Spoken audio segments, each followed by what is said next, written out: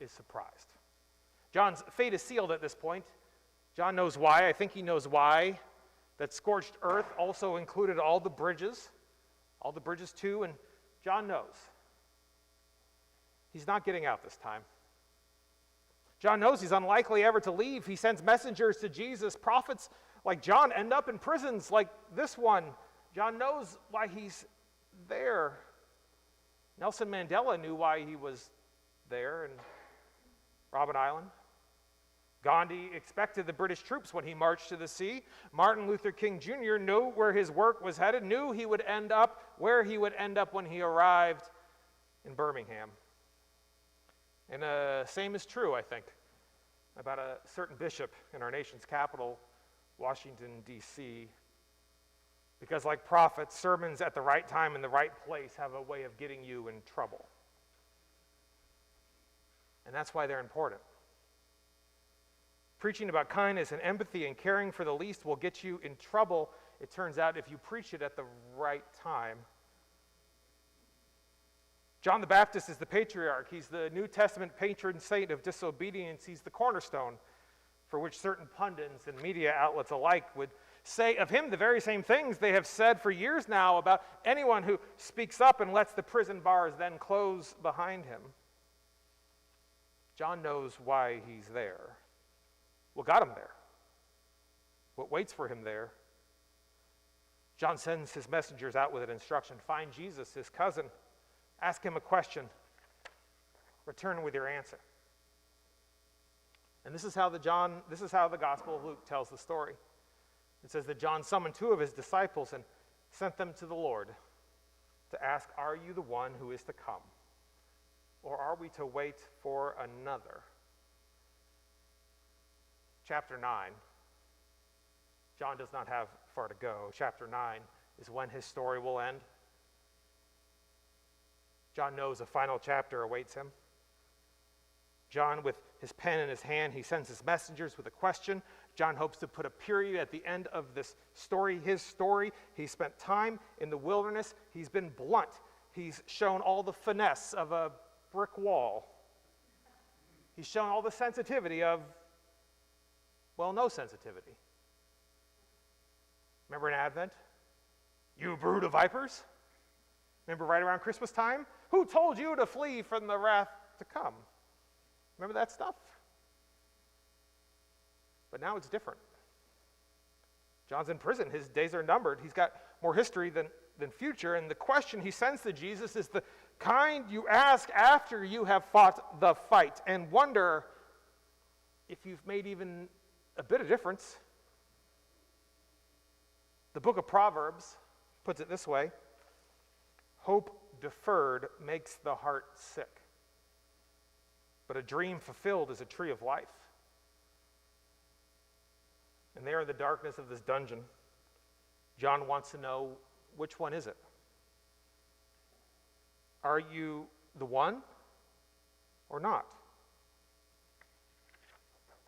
John has made his peace if he's going to die here. He wants to know. And I'll admit, friends,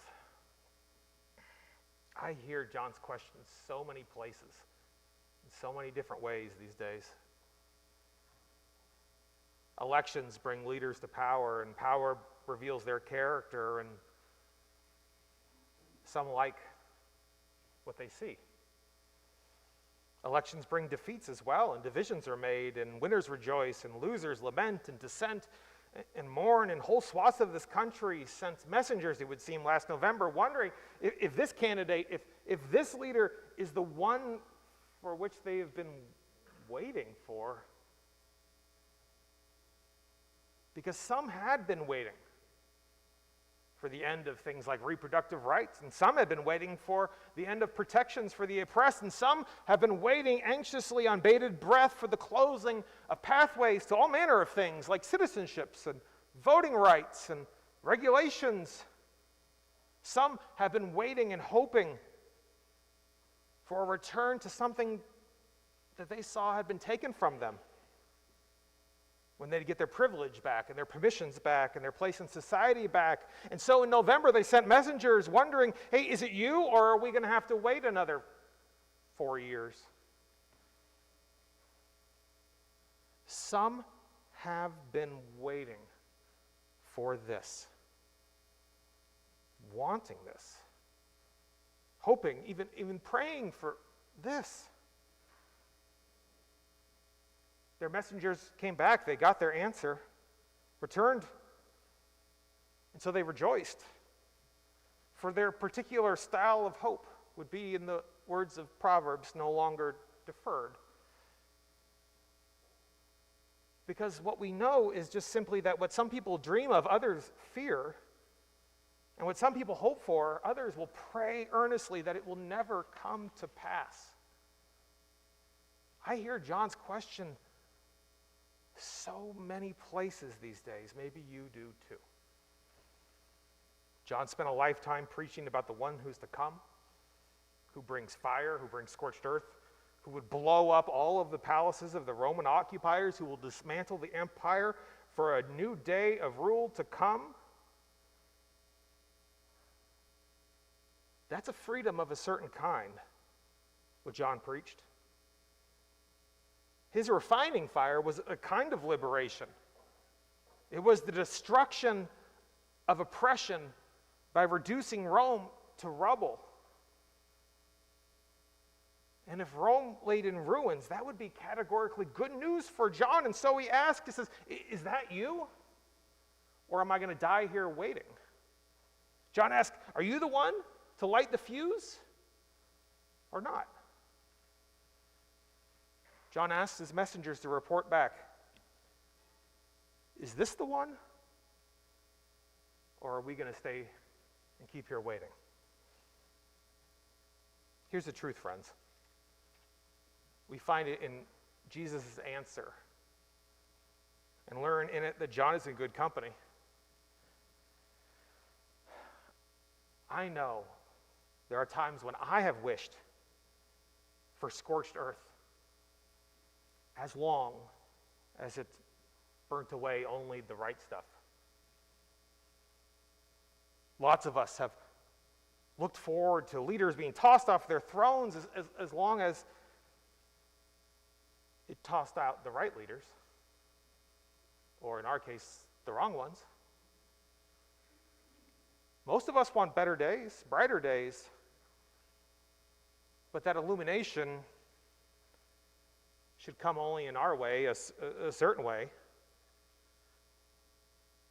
Because look around, you know, I know, we know that what you and I might call better and brighter, others call dismally dark. John's not wrong. The Messiah indeed comes to burn away the chaff, to clear the threshing floor, to kindle the refining fires. John isn't wrong. There's a fight to be fought, a good fight worthy of rolling up our sleeves, of stepping into the ring, and John isn't wrong. He was right to ask Jesus what he did because from all accounts, Jesus out there healing the sick, making the lame walk and the blind to see, that's all great, wonderfully good work, Jesus, and all. Yeah, but what about Rome? How does that end up, Jesus, with the oppressors in rubble?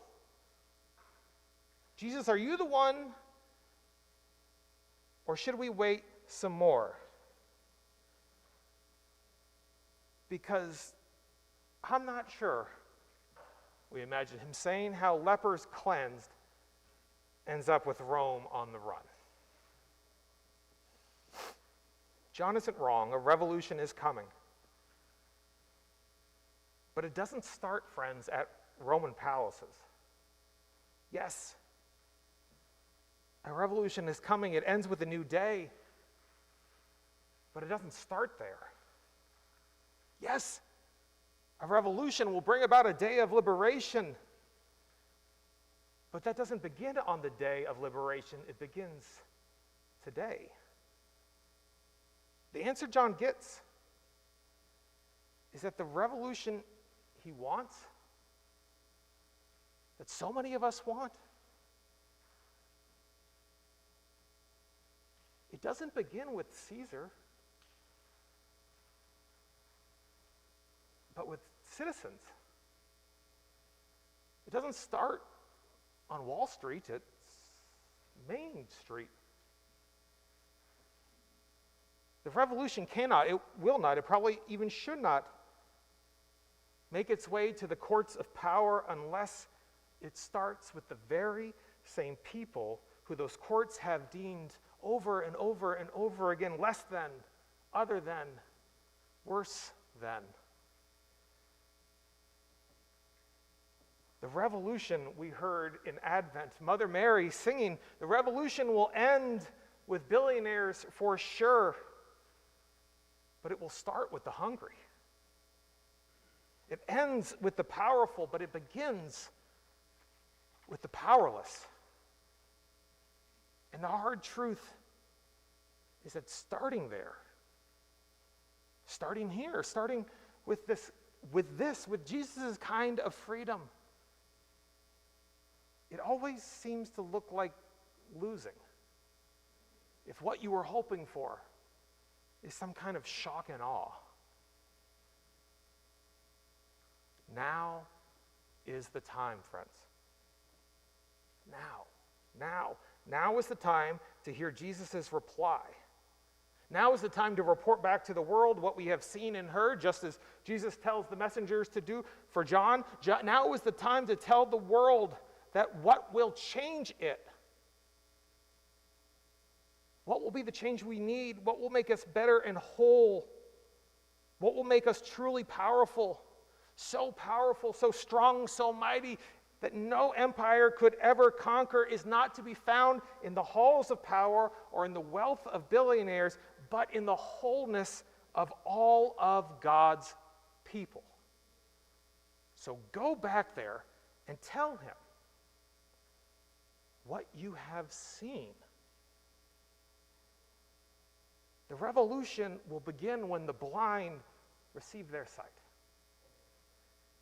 and when the lame can walk to City Hall, and when the lepers are cleansed,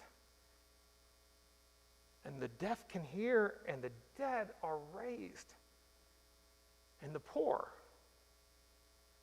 have good news brought to them.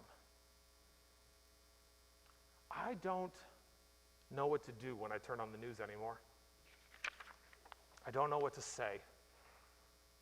I mean, I've got words, but you won't hear them from here and now. I don't know what to do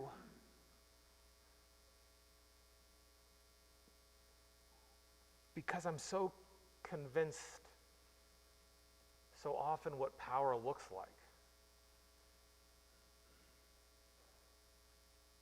Go tell them what you see, that's not what power looks like. Go tell them what you have seen. Power does not look like halls of justice and billionaires. This is what it looks like. This is what we should be waiting for. Friends, this is what we should be praying for. This is what freedom looks like. The blind will receive their sight, and the lame will walk, and the lepers are cleansed, and the deaf will hear, and the dead are raised, and the good news of God's liberation will be spoken even to the poor. This is good news. And for it, I say thanks be to God. Amen. We've got a fight on our hands, friends. Let us stand and sing.